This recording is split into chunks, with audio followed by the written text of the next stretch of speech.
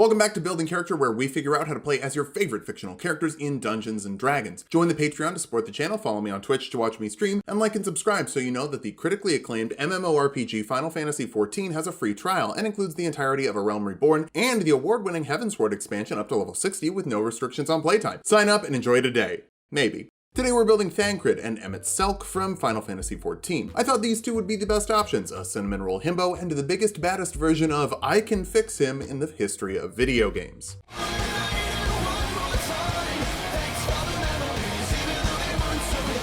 We'll start with Thancred, since he's not an immortal being from the creation of the universe, he's just a nice guy, doing his best. So first we'll be a rapscallion, doing all sorts of spy stuff. Then we'll grow up and become a dad, drawing enemy aggro to us so all our adopted sister daughters and their friends are safe. Finally, we'll get a sword that shoots bullets that we can't make ourselves. They're powered by friendship, and by that I mean we need friends to make the bullets for us. It's a little too hard for us to pull off by ourselves. For stats, we'll be using the standard point array from the player's handbook. Roll for stats if you want, just keep your multi-classing minimums in mind. This one gets a bit funky. Charisma will be number 1. Everyone loves Thancred. I mean, look at this boy. This is Thancred. Dexterity next, you're a rogue at first, and even when you become a Gunbreaker, that gunblade is one-handed. I'm counting it as finesse. Strength after that, if the gunblade your DM gives you isn't finesse, you'll need the lift stat. Follow that with Constitution. Your main strategy in combat is saying, hey everyone, look at me. You're gonna get shot a lot. Boy really goes from stealth man to the exact opposite. That's what I call character growth. Wisdom is a bit low. Sure, you're not making the best decisions all the time, but also that could be an intelligence issue. So let's dump intelligence. Thancred is just a really hot, really nice brick, and we love him for that. Thancred is a human. If we take the tough feat, he gets 2 more HP every time we level up. That's Thancred. Bump your Constitution and Charisma with your 2 free points, take Sleight of Hand for your skill of choice, and build your own spy background for deception and survival. We need to be a master of infiltration before totally abandoning that career path. So we'll kick things off as a rogue for 4 skills from the rogue list like athletics, acrobatics, persuasion, and stealth. Expertise lets you double your proficiency bonus for 2 skills of your choice. We'll start with persuasion and stealth. Should help you get in behind enemy lines. Well, persuasion won't, but it'll get you some company for free. Sneak attack lets you add a d6 of extra damage while you have advantage on the attack roll or an ally within 5 feet. Hopefully the tank is actually drawing aggro. If they do a bad enough job, maybe we'll just switch jobs and show them how it's done. Second level rogues get cunning action, letting you dash, disengage, or hide as a bonus action. I'd say hiding is the Thancred move, but the other 2 are very useful too. Third level rogues can choose a roguish archetype. Swashbucklers are the most charmy smarmy boys, so use that rakish audacity to add your charisma modifier to your initiative rolls. And you can get your sneak attack damage off when you're fighting another creature and there's no other creature within 5 feet of you. Now you can get the damage boost even if the tank won't get in there. Come on, why are you in the back line? Fancy footwork lets you get away for free. Creatures you attack with a melee weapon attack can't make opportunity attacks against you. Spy work is easier when you come back alive. Your sneak attack bumps up to 2d6 here as well. Fourth level rogues get an ability score improvement. Let's get your dexterity up to make your attacks more accurate and hit harder before we switch to the tank class. We'll do that by multi-classing over to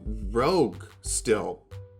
Fifth level rogues get uncanny dodge, letting you take half the damage as a reaction as long as you can see the source of damage. I guess if the tank won't tank, let's turn the DPS into the tank. But you do have 3d6 sneak attack damage, so you can still do some DPS. Sixth level rogues get expertise, but again, this time we'll go for acrobatics and survival, helping you break out of grapples and search for the info you need before we actually jump over to the tank class. Seventh level of rogue, again, what? Wild. Seventh level rogues get evasion, letting you take half damage from failed dex saves and no damage from successful ones. Pro tip for surviving the AoEs, walk out of the bad shape. You can also add 4d6 to your sneak attack damage here. 8th level rogues get another ability score improvement. Keep working your dexterity modifier before we finally jump over to the tank class. 9th level rogue, god damn it. 9th level swashbucklers get panache. As an action, you can make a persuasion check against your enemy's insight. Failing that, they have disadvantage on attacks against creatures who aren't you for up to a minute. Look, it's an aggro draw. If you're not fighting the creature, they're charmed by you for a minute, so it's still a spy ability too. Neat. And you get 5d6 sneak attack damage. 10th level rogues get another ability score improvement. We can push that dexterity up just a little bit higher before I'm sure we take another rogue level. I'm not gonna get bamboozled again. First level paladins, shoot. Get divine sense to detect fiends, celestials, and undead a number of times equal to your charisma modifier. All of those are dangerous depending on what X-Pack you're in. You also get lay on hands, letting you heal creatures from a pool of healing equal to 5 times your paladin level as an action. Gunbreakers don't have a ton of healing, but they do have some options in there. Second level paladins choose a fighting style. Dueling will add 2 to the damage of a weapon you're wielding when one-handed. While strength is generally the paladin stat, dexterity is also fine. Get medium armor proficiency when you multiclass so your AC is still 17 and you can get sneak attack off once per turn with a short sword. It's gonna end up really solid. Try a Dexident at home. You also learn some paladin spells. Compelled Duel forces a wisdom saving throw on a creature, feeling that they have disadvantage on attack rolls against creatures who aren't you. You have to make a wisdom saving throw to get more than 30 feet away from you. Sure, you have a gunblade, but it is easier to just hit with the blade, keep them close. Heroism makes a creature immune to the frightened condition and gives them temporary HP equal to your charisma modifier each turn. It's a bit of regen, though it's technically temporary HP. I'll still count it. Shield of Faith adds 2 to a creature's AC for up to 10 minutes for a bit more defense. All of these are concentration, unfortunately, but you can Divine Smite while they're up without dropping. That spends a spell slot to add 2d8 radiant damage to an attack, an extra d8 if it's against a fiend or undead. You can do this with sneak attack as well, so when you get a critical hit, things are going to explode. Third level paladins can choose an oath, and the Oath of Glory will put some gun on your gunblade. By making this oath, Minfilia can give you bullets for your gunblade that you're a little too simple to make. These bullets are called the Guiding Bolt spell. It's a ranged spell attack, deals 4d6 radiant damage, and gives the next creature to attack the creature advantage on the roll. If that's you, free sneak attack. Use the gun and the blade. You can also channel divinity in one of 2 ways. Peerless Athlete lets you get advantage on athletics and acrobatics checks, add 10 feet to your jump distance, and double the amount you push, pull, lift, or carry, which is wild because the tank is absolutely carrying this whole goddamn team through the dungeon. None of you know your cooldowns. Gah! Inspiring Smite lets you distribute 2d8 plus your paladin level in temporary HP after you hit a Divine Smite, protecting everyone while you're hitting. 4th level paladins get another ability score improvement, raise up your charisma to be on par with that dexterity. Both are pretty important for what we're doing. 5th level paladins get extra attack, letting you make 2 attacks instead of 1 with your action. Only 1 can get sneak attack, but all can have smites, and the first attack does not have to be your sneak attack.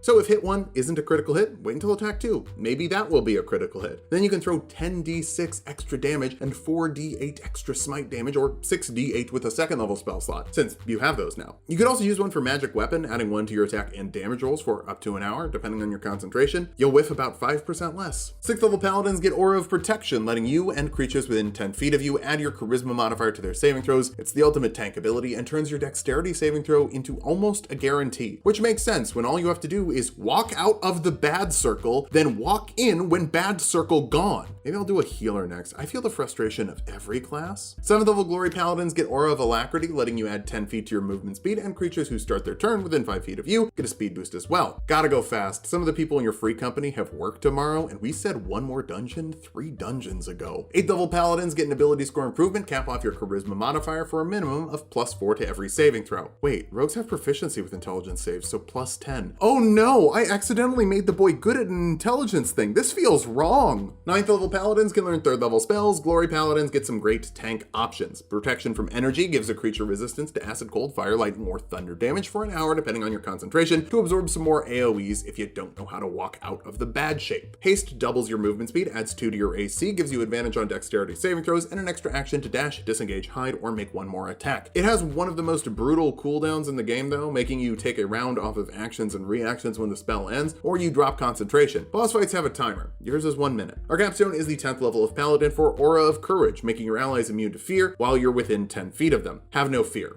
Thancred is here. Now that we've hit level 20, let's figure out how viable this build is. First, Dexident makes a sick tank. You have ways to draw aggro with Panache and Compelled Duel, then reduce damage with Uncanny Dodge and Evasion, and a pretty sizable amount of hit points. You also have explosive crit damage with 5d6 sneak attack and 4d8 divine smites getting doubled to 10d6 plus 8d8, or around 62 extra damage with median rolls. Finally, you've got a plethora of skills with expertise in persuasion making you a fantastic face, and expertise in stealth letting you sneak around. For weaknesses, spotting illusions is an intelligence check, not a saving throw, so prepare to be bamboozled. Your passive perception is also low, so someone could sneak up on you while you're sneaking up on them. Finally, paladin spells are almost all concentration, so you're gonna have to pick and choose what you want to use. Unless you want to use the friendship bullets your adopted daughter gave you, then just unload. Rogue Paladin is perfect for Thancred because it seems completely silly at first, and then grows into something really great. It just makes me happy. Now for something very sad. The song is called I Am So Sad. I am so very, very sad. Goes a little something like this.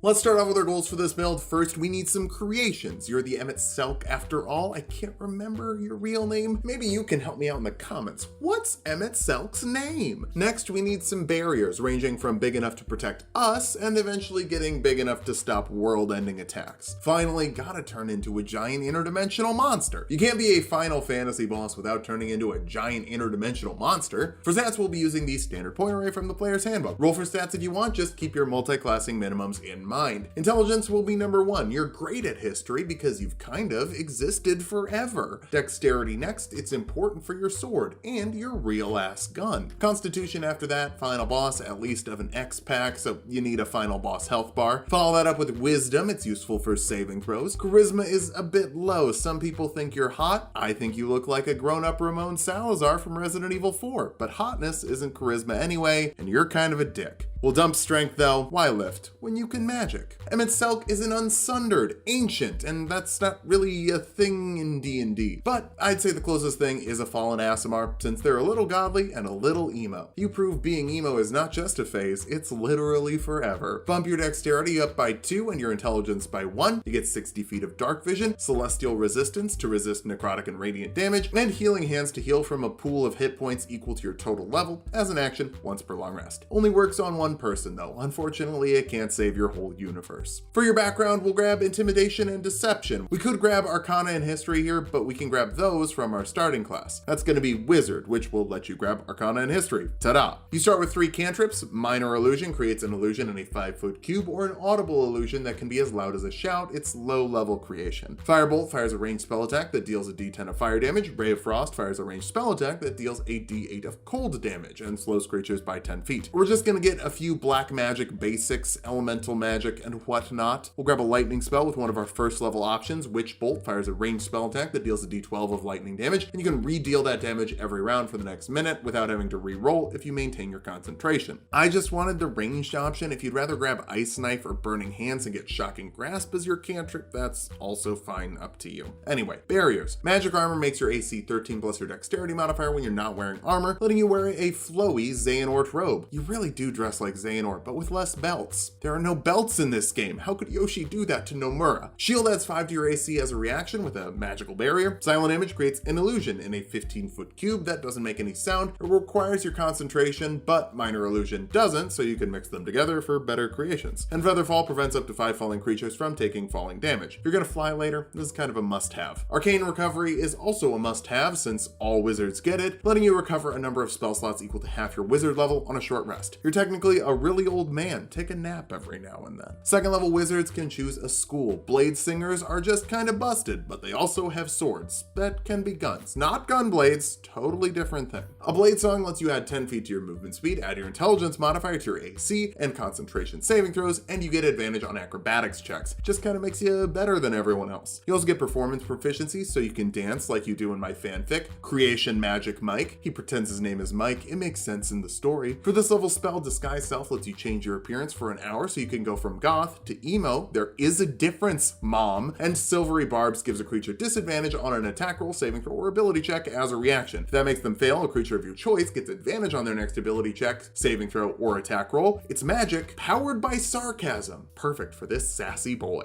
Third level wizards can learn second level spells. Phantasmal Force creates an illusion that a creature thinks is real if they fail an intelligence saving throw. It fits in a 10-foot cube and can deal a d6 of psychic damage to the target on your turn if they're within 5 feet of you. They'll do mental gymnastics to make it real until they use an action to make an investigation check against your spell DC. It's a pretty creative spell. Get creative. Misty Step lets you teleport 30 feet as a bonus action. It's our first of many travel options. We'll eventually go interdimensional, just takes a bit of time. This level also gives you Necrotic Shroud as a fallen Aasimar, letting you get more emo for a minute, forcing a wisdom saving throw on creatures within 10 feet of you, failing out they're frightened of you until the end of your next turn. Every round for the next minute, you can add your total level in necrotic damage to 1 attack per round, putting a little edgy energy on your firebolts or weapon attacks. Fourth level wizards get an ability score improvement. Let's work on that intelligence modifier first to maximize your creation potential. For this level spell, Detect Thoughts lets you read surface level thoughts and probe deeper with a failed wisdom saving throw. You gotta know who people feel guilty about before you make a bunch of ghosts to make them feel guilty. Shadowblade makes an illusory sword that deals 2d8 psychic damage on a hit. It's finesse and has the throne property. Despite being a spell, it still uses your dexterity modifier. Good Good thing your dexterity modifier is still good. 5th level wizards can learn 3rd level spells. Fly gives you a flying speed of 60 feet for up to 10 minutes depending on your concentration. Even though Necrotic Shroud gives you spooky wings, it doesn't give you a flying speed. Counterspell shuts down spells of 3rd level or lower automatically, and higher level spells with an intelligence check of 10 plus the spell's level. While this is only a 3rd level spell, you can use it to shut down the biggest, highest level stuff. It's pretty busted. 6th level blade singers get an extra attack, letting you make 2 attacks instead of 1 with an action. Unlike other extra attacks though, you can replace an attack with a cantrip. Those doubled in damage at 5th level and get another damage die at 11th and 17th level, so it's not a bad idea. For this level spell, Major Image creates a 20-foot illusion that comes with temperatures and smells as well, but it doesn't deal damage just yet. Sending lets you send a message to another creature that's on the same plane as you, with a 5% failure rate if they're in another realm. 7th level wizards can learn 4th level spells. Phantasmal Killer lets you really deal some damage with the trauma, forcing a wisdom saving throw on a creature. Failing that, they're frightened and take 4d10 psychic damage on following turns for up to a minute depending on your concentration. Too bad every story beat is sad. I guess you have to take damage. Dimension Door lets you teleport up to 500 feet as an action with a friend. Still not going between realms, but definitely going further. 8th level wizards get another ability score improvement. Cap off your intelligence modifier for maximum creation and trauma. For this level spell, Banishment lets you force a charisma saving throw on a creature. Failing that, they're sent to a harmless demi-realm. If they're originally from a different realm, you can maintain concentration for the whole minute duration, and they get stuck there, having to find their own way back. The best way to fight people sometimes is just crashing the server to make them start over. Otiluk's Resilient Sphere lets you create a 10-foot sphere that prevents any harm from coming in or going out for up to a minute depending on your concentration. It's pretty good defense, but severely limits your offense. Not always the best option. 9th level wizards can learn 5th level spells. Creation is a no-brainer for the creation guy, making an object in a 5-foot cube in a minute that lasts for a different amount of time depending on how valuable it is. If it's vegetable matter, it lasts for a day. If it's stone, it lasts for 12 hours. Precious metals last an hour. Gems last 10 minutes. And adamantine or mithril last for a minute. Get creative. Increasing the spell level makes things larger. 5 extra feet per spell level. Modify memory lets you really get into a creature's head, forcing a wisdom saving throw on that creature. Failing that, they're charmed and incapacitated. While it lasts, you can edit one of their memories from the last 24 hours, lasting no longer than 10 minutes. But I'm really here for the total recall and extended distance into the past from using higher spell levels. I don't know if you can cast it on yourself, but it would be nice to have total recall of your original world with a 9th level slot. 10th level blade singers get a Song of Defense, letting you reduce the damage you take by spending a spell slot as a reaction. For each level of spell you spend, you reduce the damage by 5 times the spell slot. Now you can help out as a tank sometimes too. Lord knows we need more tank players. For this level's spells, Telekinesis lets you lift objects with magic weighing 1,000 pounds or less. If you choose a person, they can make an athletics check against your intelligence check. Otherwise, you get to move them around. Who needs strength when you have magic? Summon Draconic Spirit will let you make a big monster to protect you. Check out the stats in Fizban's Treasury of Dragons. The video is already dragon on. Haha, good one.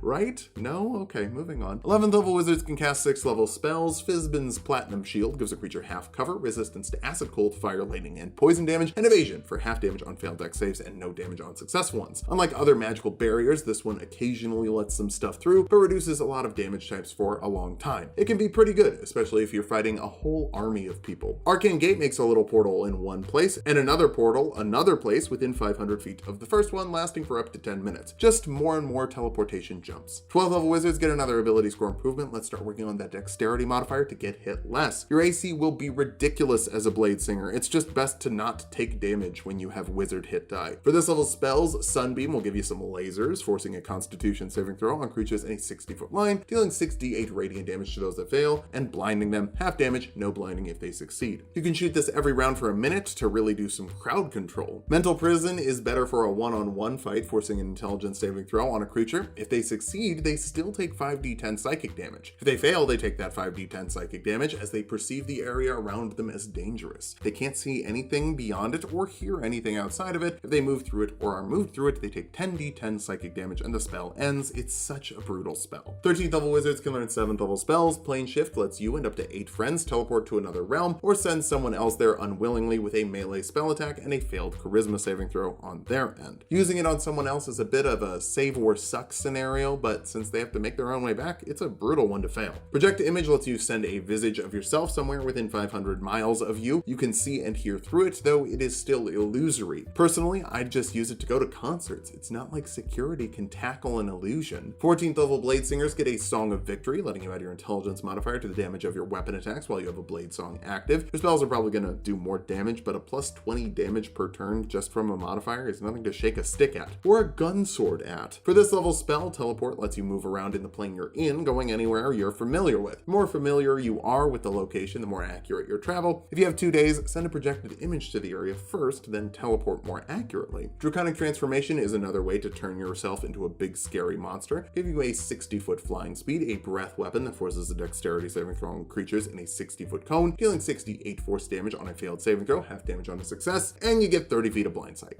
just for good measure. 15th level wizards can learn 8th level spells. Illusory Dragon should be called Invulnerable Dragon because it summons a tangible, real-ass dragon that just can't take damage. You command it to move with your bonus action. It can move 60 feet per turn. Make a breath attack, forcing an intelligence saving throw on creatures in a 60-foot cone. Failing that, they take 76 acid, cold, fire, lightning, necrotic, or poison damage, your choice, half damage on a successful saving throw. Creature can make an investigation check to get advantage on that saving throw, but they still have to make the saving throw. It's just such a banana spell. It lasts for a minute, depending on your concentration. Mighty Fortress lets you make a big old dungeon for the party to run through before they get to you. It's 20 feet on each side. It's got servants. It's got food. It's got 6 whole paragraphs worth of text that's going to take way too long to explain. Just cast this every day for a year and you'll have your own dungeon. Maybe the servants are ghosts of your friends that you miss. 16th level wizards get another ability score improvement. Cap off your dexterity modifier so you never have to worry about getting hit. For spells, let's just dip back to older levels for some more Black Mage flair. Fireball, 20-foot radius dex save, 8d6 fire damage. You know that one. Simple. Lightning Bolt, 100-foot line dexterity saving throw, 8d6 lightning damage. Also pretty cool. 17th level wizards can learn 9th level spells. Shape Change lets you turn into a creature of challenge rating equal to your total level or less. Check the monster manual for something final boss feeling. Before your real HP takes damage, your new form's HP takes damage instead, so they have to fight a whole ass aboleth, pit fiend, ancient white dragon. I guess you could be a cow if you wanted. And then you can still cast your normal spells in that form. Yikes. Foresight is another great option, giving you advantage on every attack roll, saving throw, or ability check, and creatures attacking you have disadvantage. For the next 8 hours, no concentration required, just kinda not fair. 18th level wizards get Spell Mastery, letting you cast a 1st and 2nd level spell at will. Shield is always a fantastic option, just giving you +5 to your AC, as long as you don't mind missing opportunity attacks. And Misty Step will make sure no one can ever make an opportunity attack against you, letting you teleport as a bonus action whenever you want. For this level spell, we'll keep grabbing those Black Mage spells. Cone of Cold forces a Constitution saving throw on creatures in a 60-foot cone, dealing 8d8 cold damage to those that fail, half damage on a success, and Chain Lightning forces a Dexterity saving throw on creatures within 150 feet of you, and up to 3 targets within 30 feet of them, dealing 10d8 lightning damage to those that fail, half as much to those that succeed. 19th level wizards get one last ability score improvement or feat. The Resilient feat for Constitution will raise the score by 1 and let you add your proficiency bonus to the saving throws. I know people like Warcaster for the advantage, but this is a +7 gain to that saving throw. It works for non-concentration saving throws like Cone of Cold and gives you 19 extra HP by rounding up the score. Maybe Warcaster lets you cast opportunity attack spells, but +5 to your AC with shield is already a pretty solid reaction option. The best offense is a good defense. Our capstone is the 1st level of Artificer, not for magical tinkering, though that's fun. Not for 2 more cantrips, though pick some if you like. Not for the 1st level spells either, but sure, grab them. I'm taking it for firearm proficiency. Emet Selch may be out of spell slots, but he ain't out of options when he can use a real ass gun. Now that we've hit level 20, let's figure out how viable this build is. First, imagine having to fight a CR 20 monster with capped off wizard spells, then still having to fight a level 20 wizard after that. Second, that 20th level wizard can have 28 AC every round, has spells to stop damage from coming in, and even if they take damage, they can just reduce it. Finally, they can move between realms, so if the fight isn't going their way, they'll just leave. For weaknesses,